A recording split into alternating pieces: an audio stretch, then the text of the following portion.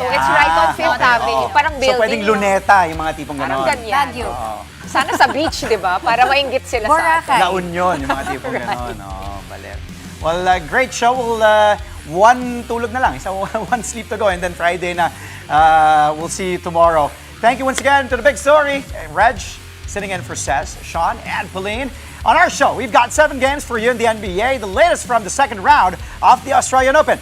And we check in on the Mobile Legends Bang Bang M7 World Championship in Indonesia, as well as the ASEAN Para Games in Thailand. I'm Andre Felix. And I'm Cheska Lituncalaw. And here's tonight's play-by-play. Ramiro, the show by Mamoy leaves. Puts it on. Unbelievable. Gemma on the left side. Oh, the pass! Stuck in another one. Bakunas rejecting Esteban for the home.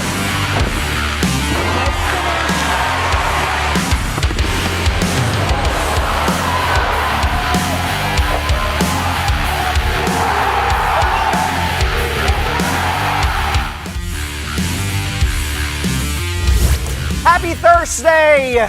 January 22nd, sports fans. Let's start off the show in the NBA. The New York Knicks claiming their biggest win yet. The Knicks blowing out the Brooklyn Nets by 54 points. You heard me right, big 54. 120-66 was the final score at MSG at Madison Square Garden. That's the Knicks' largest margin of victory in franchise history, beating the previous record of 48, which they did 3 times. It was a statement win for the team after losing 9 of its previous 11 games. Before facing the Nets, though, Knicks superstar Jalen Brunson called for a players-only meeting that seemed to motivate his teammates. New York started off with an 18-6 run and led by 22 at the half after an excellent showing on both ends of the floor. The Knicks were already up by 32 at the end of the third period, prompting Coach Mike Brown to eventually pull out his starters. New York's reserves did not miss a beat, though, as they opened the final frame with a 16-0 tear. Brunson led the Knicks' explosion with 20 points, 4 rebounds, and 5 assists. The Knicks keep the third spot in the East with 26 wins and 18 losses, while the Nets fall to 13th place with 12 victories and 30 defeats. Honestly, the way we play with energy from start to finish, it was a key for us. Obviously, when the shot's not falling with us and during other games, we got to rely on something else. It has to be our defense, it has to be our energy. So we got to make that consistent. We got to keep doing that night in, night out. What were the last couple of days like, though, for this team within the group? A lot of soul searching and a lot of self-reflection. We got a long way to go to be the team we know we can be, but still a long season. One thing we didn't get a chance to talk to you about that we found out on Monday, that you were voted a starter in the All-Star game. 2nd straight year, 3rd straight All-Star appearance. What does it mean to you to be voted by the fans as a starter in the All-Star game? Means more than, means the world to me. And I came here and not really know what to expect, but this place has embraced me, this fan base has embraced me, and I wouldn't have it any other way. The Oklahoma City Thunder had their own dominant win over the Milwaukee Bucks. The defending champs with a wire-to-wire road victory here, 122-120. It was a huge night for the reigning MVP, Shai Gilgeous-Alexander, who tallied 40 points on a highly efficient 16 of 19 shooting clip. He also grabbed 7 rebounds and dished out 11 assists. SGA joined Wilt Chamberlain as the only players in NBA history to record at least 40 markers, 5 boards, and 10 dimes with an 80% shooting clip. The historic performance was more than enough to cover the absence of injured OKC players Jalen Williams, Alex Caruso, Isaiah Hartenstein, Aaron Wiggins, and Jalen Williams. Giannis Antetokounmpo tried to counter for Milwaukee with 19 points, 14 rebounds, and 7 assists in a losing cause. The Thunder remain on top of the standings with 37 wins and 8 losses, while the Bucks stay at 11th place in the East, carrying an 18-25 slate. Whenever you play against guys that are good around the rim, typically you have to move really well and space really well to create windows on the perimeter just because they're so good on the interior. That's something we've learned just like over the years, like playing multiple big lineups on Dallas a few years ago in the playoffs. The Spurs play no big sometimes. When you have guys that are really good at protecting the rim, you have to be able to capitalize on the perimeter more often just because they take the rim away. And that's just like a muscle that we built over the years and playing really good teams. So yeah, we did a good job of that tonight. And all the work doing so has paid off. Like no matter who goes down or who comes up, my role doesn't change. So for me, it's not much different. But for those guys, it changes a lot. And for them to excel at that is pretty impressive. Well, as for the Atlanta Hawks, they survived a close fight against the Memphis Grizzlies. It was a heated matchup in Memphis from the get-go, with tempers flaring in the second quarter. Grizzlies superstar Ja Morant and Hawks big man Mo Gay each earned technical fouls for shoving and jawing at each other. The back-and-forth affair went all the way down the stretch. Jalen Johnson then hit a jumper over Morant that extended the Hawks' lead to 3 with 46 seconds remaining. The Grizz still had a shot in the dying moments, but Morant missed what could have been a game-winning 3 as time ran out. Johnson had his own historic performance here, 32 points, 15 rebounds, and also dishing out 8 assists. He joined Hawks icon Bob Pettit as the only players in franchise history to tally 30-plus points, at least 15 rebounds, and 8 assists multiple times. Morant, meanwhile, had 23 and 12 assists for the Grizz, but to no avail. The Hawks now improved their record to 21 wins and 25 losses, while the Grizzlies slide to 18 victories and 24 setbacks. We like our odds, but I should have made that last shot, but we got to stop. Fortunately, he fumbled the ball at the end, so that kind of spared us a little bit. But overall, we just did a great job executing those last 5 minutes, and I think if we can have that carry over into these games moving forward, we'll be all right. You had a big bucket, a couple of possessions before that in an ISO situation. Walk me through what's going through your mind there. We need a bucket. I had Ja on me, so I like my eyes on getting to my spots on that, and sometimes you just got to rise up and shoot. Early in this game, the pace for you guys offensively in the half court especially, really quick. Lots of ball movement. What were the priorities offensively tonight? I think just playing with pace. The more we get out and run in transition, the more lethal we are. And I think we did a great job starting the half like that.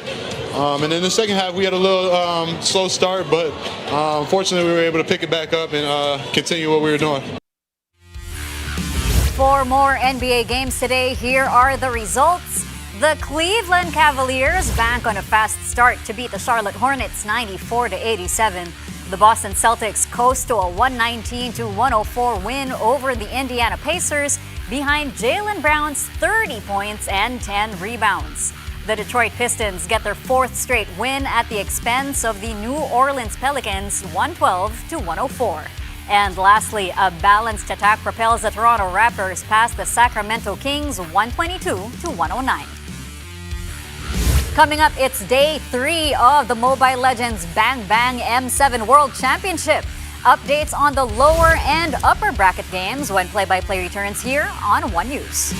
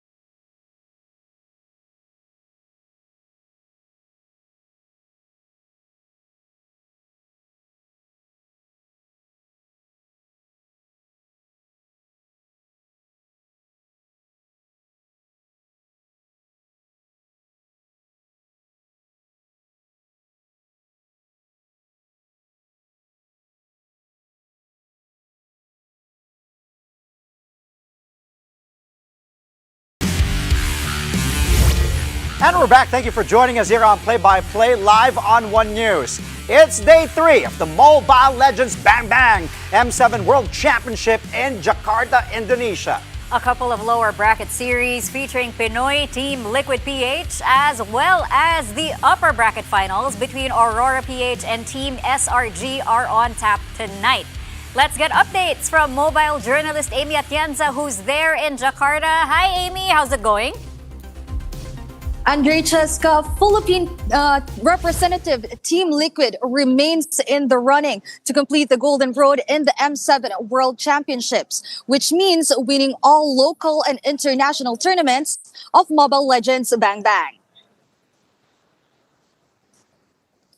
It was the battle of the champions as Team Liquid Philippines and Onyx Indonesia faced each other tonight in the MLBB Worlds. But the Pinoys proved why the country is still the best in the region in esports, clinching the series and advancing to the lower bracket quarterfinals 3-1. This also means that Onyx lost all its hopes to take the M7 crown. Team Liquid easily gained a 2-0 advantage in the series after executing aggressive plays from their mid-trio. XP laner Sanford Binuya also had an exemplary performance with his zoning and clash initiations, while gold laner Kiel Oheb Soriano provided enough damage and perfect clash positions to claim the lead. However, during Game 3 with Team Liquid at match point, Onyx Indonesia dominated the cavalry and extended the series. The Philippine team did not want to go to a do-or-die of Game 5 and managed to take down the Indonesian champions. For Liquid's mid laner Sanji Pabico, they need to keep a champion mindset, especially being in the lower bracket. The team wants to give their best effort and continue the country's championship streak in the tournament. Team Liquid will once again play a do-or-die match tomorrow against Aurora, Turkey. Meanwhile, before the Liquid and Onyx match, Eastern Europe and Central Asia representative Team Spirit defeated Myanmar's Yangon Galacticos, continuing their bid for the M7 title. Andre Cheska, right now we are waiting for the results of the final game today between the upper bracket winners, including Aurora Gaming Philippines and Malaysian team Selangor Red Giants. Currently, Aurora Gaming Philippines holds the upper hand with a 1-0 advantage, and the winner of this upper bracket matchup will officially advance to the M7 World Championship Finals. Andre Cheska? Well, go, go, go, Aurora Gaming Philippines. Good luck to them. Thank you so much, Amy. Have fun there. Stay safe. That was mobile journalist Amy Atienza reporting all the way from Jakarta, Indonesia. Let's move on to tennis as Novak Djokovic is safely through to the third round of the Australian Open. The Serbian superstar brushed aside Italian qualifier Francesco Maestrelli 6-3, 6-2, and 6-2. The 38-year-old was actually in full control from the start, racing through the opening set before breaking early in the second to keep the pressure on the world number 141. The victory marked Joker's 399th career Grand Slam match win and his 101st at the Australian Open. This leaves him just one shy of the all-time record held by Roger Federer. Djokovic will try to tie Fed smart when he takes on Botic van de Zandschulp. Well, good afternoon, everyone. Thanks for showing up in the center court. Yeah, I didn't know much about him until yesterday, actually, a few days ago. It happens more often than not these days for me. But nevertheless, respect is always there, and I don't underestimate anyone. And he's got the big serve, he's got the big game. Obviously, he's still lacking experience on the big stage, but he's got the game to go far and to go, high in the rankings. So I wish him that. Defending champion Yannick Sinner is likewise moving on to the third round. That's after the world number 1 rolled past Australia's own James Duckworth 6-1, 6-4, and 6-2. Sinner dictated play from the get-go, never allowing the hometown veteran to settle into the match. The win extends Sinner's dominance at Melbourne Park, where he is now unbeaten in 16 straight matches after lifting the title in both 2024 and in 2025. Sinner will face American Elliot Spizzirri in the third round. I feel like I'm in a good shape at the moment. Of course, depending on how matches go, and also depending on how long I stay on court in the official matches. In base of that, we decide the work to do. For example, also for tomorrow in the gym. So, but of course, I'm very happy. I know how much work we put in. So the body feels good. Also, the mind is in a good moment. You know, first tournaments always are very, very special for all of us, and there's no better place to start the season. In the women's tournament, world number 2 Iga Swiatek with her own easy win to enter the third round of the Australian Open.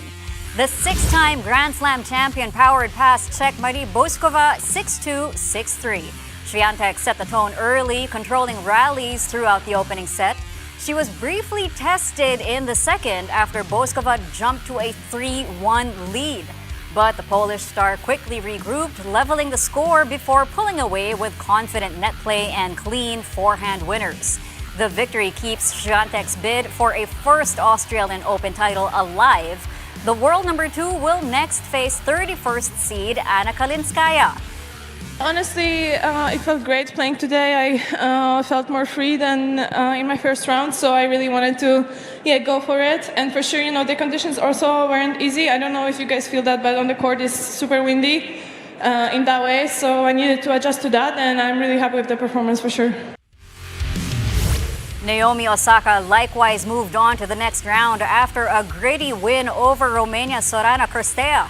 Osaka was pushed to a decider for the second straight match, but once again, the two-time champion raised her level to break open the third set and seal the 6-3, 4-6, 6-2 victory. There was brief tension at the net after the match, with Cîrstea voicing concerns about Osaka's on-court celebrations. Osaka, though, quickly moved to address it before heading off court. Osaka will take on Australian qualifier Madison Inglis in the third round. Apparently a lot of come-ons that she was angry about, but whatever.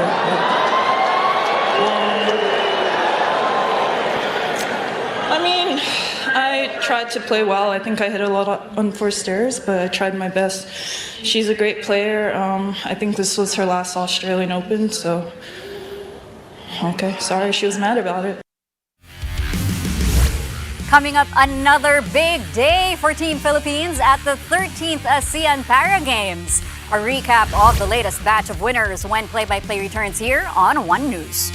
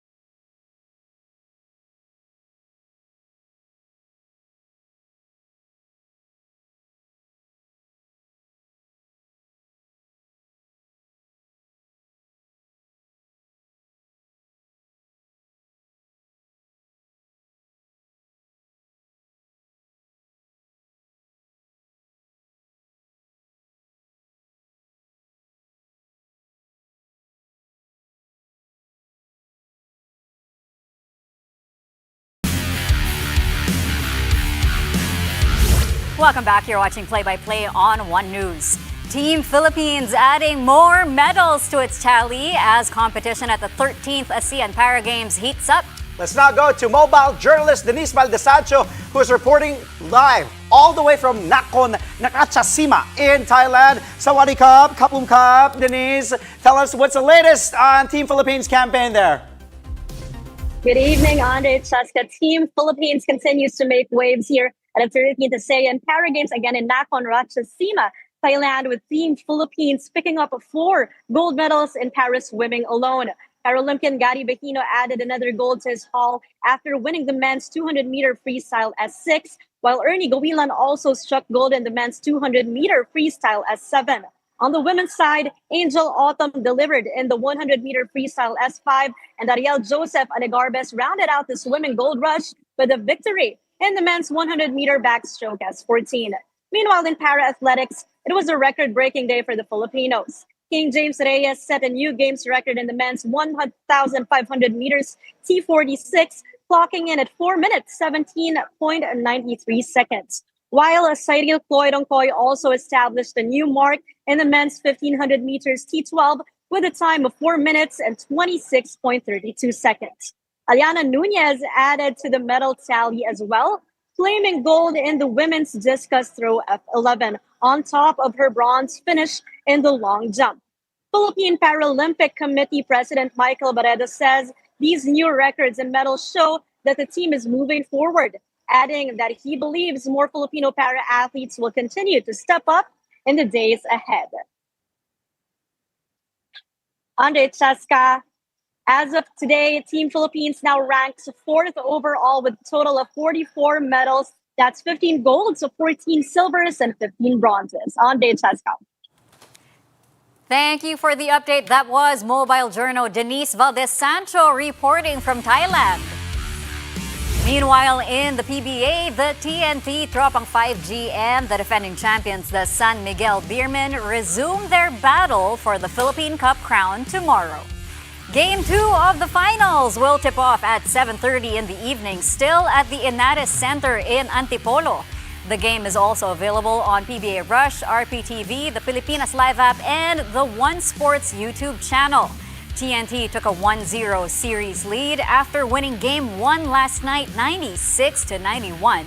The Tropang 5G leaned on a balanced attack led by 15 points and 9 rebounds from player of the game, Kelly Williams. But TNT head coach Chot Reyes is far from satisfied with the team despite the early advantage. After all, they had to hold their breaths until the final moments after blowing an early 19-point lead. Reyes says TNT has to do a better job minimizing its turnovers moving forward.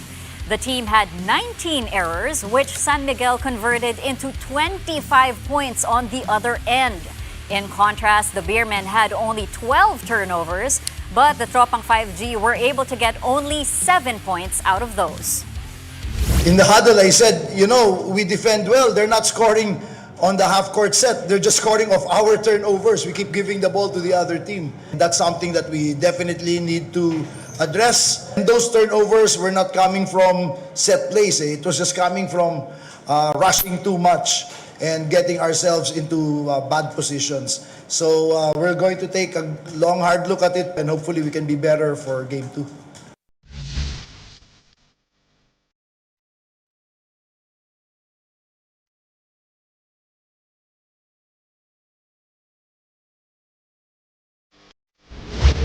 Happy Thursday!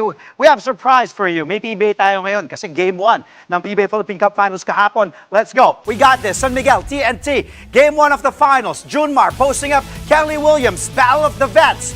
Junmar blocked by Boy Aram. Defense, offense now. Heading, looking ahead. Kelly Williams, machine gun. The bump, the basket, the foul. And falling down to the ground. Fouled by veteran defender Chris Ross on the other end. Started out on defense. Good stop by Boy Aram. That's his calling card ever since his Ateneo days in the UAAP. And then Kelly may not have the lift he once had when he was younger, but still has that finishing touch in the other end. Aram, that was his only block in the game. He had 6 points, 3 rebounds. Williams, 15 points in this one, 9 boards, and a block of his own too. Machine Gun Kelly showing he is 96 and 91. What a game that was. And as mentioned earlier, Game 2 tomorrow will still be at the Inaga Center in Antipolo. Okay, now let's go to the NBA. Raptors versus Kings. How about Malik Monk? Look at that, dropping Jamal Shed on the floor. Have mercy, Malik, who's having a great season, by the way, all the way for the rack attack for the two-handed finish. Woo, looking like a Harlem Globetrotter over there. Behind his back, boom. Woo, what a play from Monk. 17 points, came off the bench, by the way, but the Kings, fortunately, fall to the Raptors in Sacramento, 122-109. Last play for tonight. We go to Charlotte, Cleveland, and Charlotte. Mobley against LaMelo, and then slamming home. Grant Williams tried to challenge. No! Against Evan Mobley. Furious at the rim. Whew! And as the 90s kids would say, in your face. But now here, he's going viral with that slam alone against Grant Williams. Mobley, 14 points, 14 rebounds, 3 big blocks. Cavs beat the Hornets on the road, 94-87. One day to go. We go tomorrow, Friday. We'll see you, and then weekend na. See you tomorrow. And before we go, looks like Seven Gagate has changed jersey numbers now that he's with the De La Salle Green Archers, and kids might just love it. Check out this photo from La Salle's Team A practice, wearing jersey number 6, none other than 7. 6-7! Of course, Gagate is no stranger to witty jersey numbers. 7 previously wore number 7 when he was in high school in La Salle Green Hills and when he was still with the UP Fighting Maroons. Gagate transferred to the Green Archers last year. He's already served his residency and will be eligible to play in UAAP Season 89. And also, he'll be reunited with his high school teammate, Luis Pablo in Taft. That will be an amazing front court. They dominated back in the juniors. And that's all from us tonight, mga kapatid. Catch us again tomorrow, 9 p.m. for a play-by-play of the day's top sports stories. Play-by-play is on One News. That's Signal TV Channel 8 on SD and Channel 250 on HD. We're also available on Signal Play and Pilipinas Live. I'm Andre Felix. And I'm Shaska Latuncalao. Thank you for watching, mga kapatid. Good night.